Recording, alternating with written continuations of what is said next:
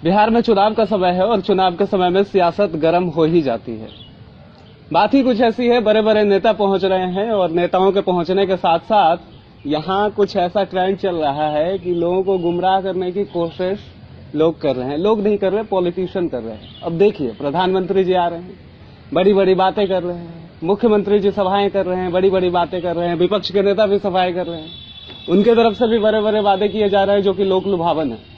जनता किसको चुनेगी ये अभी तक स्पष्ट नहीं है, लेकिन 10 नवंबर को जो नतीजे आएंगे उसमें सारी जानकारी स्पष्ट हो जाएगी कि किस पार्टी की सरकार बिहार में बनने जा रही है।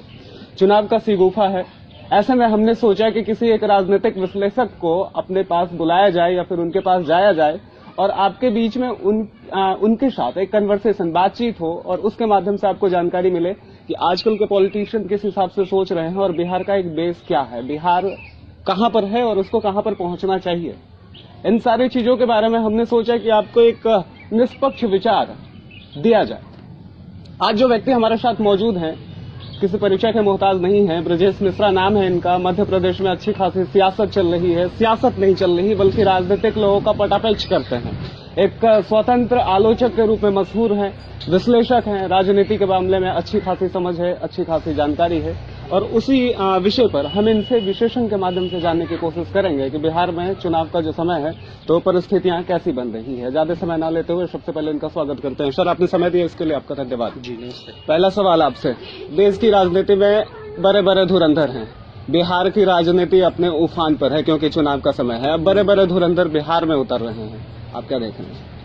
देखिए, सबसे पहली चीज कि मैं एक बिहारी होने के नाते बिल्कुल मैं ये कहना चाहूंगा कि बिहार की जो धरती है जी, वो आईएएस और आईपीएस को जन्म देने वाली है, जो पूरे भारत को संचालित करने वाली है। ठीक है।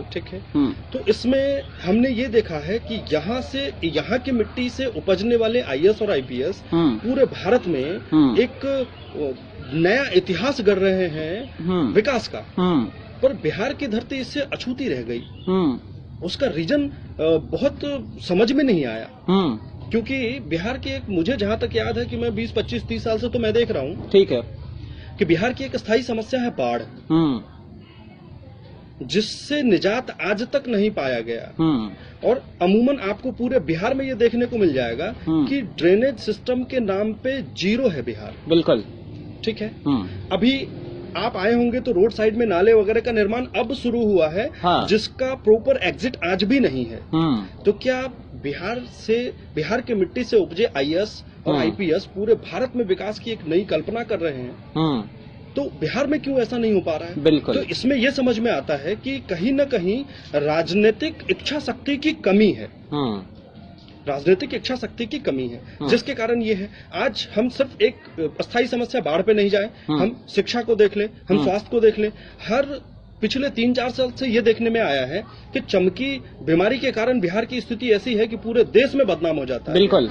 तो ये स्थिति है, इन सभी से निजात पाने के लिए एक बेहतरीन समाधान की आवश्यकता है बिहार को, जो कि अभी भी नजर नहीं आ रहा है। सभी पार्टी गठबंधन में बिहार में चुनाव लड़ रहे हैं। क्या किसी पार्टी को इतना भरोसा नहीं है कि वो खुद के बलबूते पूर्ण बहुमत की सरकार बना के और बिहार को एक नई विकास की राह पे ले जाए? बिल्कुल, ये सबसे बड़ी विडंबना है बिहार के लिए। ठीक है, लोक लुभावन वादे किए जाते हैं चुनाव के समय में, बाद में नेतागण उसे भूल जाते हैं। जैसे आपने बताया कि बिहार आईएएस आईपीएस की फैक्ट्री रही है, एक उपज रही है, लेकिन ये बात से भी हम अछूते नहीं है कि सबसे ज्यादा मजदूरों की भी संख्या बिहारी की है।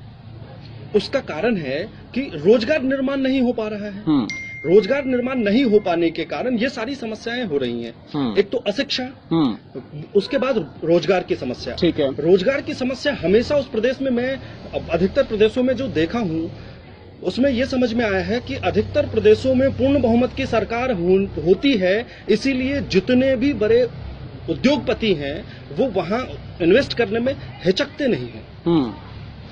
बिल्कुल। यहाँ पूर्ण बहुमत की सरकार नहीं हो पाने के कारण वो डिसीजन कौन लेगा, कल के डेट में किसकी सरकार होगी। इससे पहले जेडीयू और आरजेडी के गठबंधन की सरकार थी, 6 महीने में वो सरकार गिर गई। 6 महीने तो सिंगल विंडो सिस्टम के बावजूद भी कोई उद्योगपति अपना उद्योग नहीं लगा पाएगा बिहार में। बिल्कुल बिल्कुल बिल्कुल। अगला सवाल, हाँ जी, अगले सवाल पर आता हूँ। सवाल इसी से जुड़ा हुआ है, जहाँ एक और एनडीए गठबंधन अपना मैनिफेस्टो जारी कर रही है, वहीं दूसरे और यूपीए गठबंधन अपना मैनिफेस्टो जारी कर रही है। क्या लग रहा है, बिहार में नीतीश कुमार विकास पुरुष हैं या फिर तेजस्वी यादव को आप किस अंदाज में देख रहे हैं? देखिए, मैं न तेजस्वी को देख रहा हूँ न नीतीश जी को देख रहा हूँ। मैं बिहार में एक नई चिराग ढूंढ रहा हूँ। आप समझ गए होंगे। बिल्कुल बिल्कुल, इशारा है ये। हाँ, क्योंकि हर व्यक्ति का अपना एक विजन होता है, एक आईक्यू होता है। तो इस परिस्थिति में ये दिख रहा है कि नीतीश जी का जो विजन था वो बिहार के लिए खत्म हो चुका है। इसीलिए बिहार में एक चिराग की तलाश है, और उस चिराग के साथ सरकार बनाने में जो भी समस्या आएंगी वो सब निर्दलीय मिलकर, जो बिना दल के प्रत्याशी हैं, उनका सहयोग, उनकी भूमिका को मिलाकर और बिहार में एक नए चिराग की स्थापना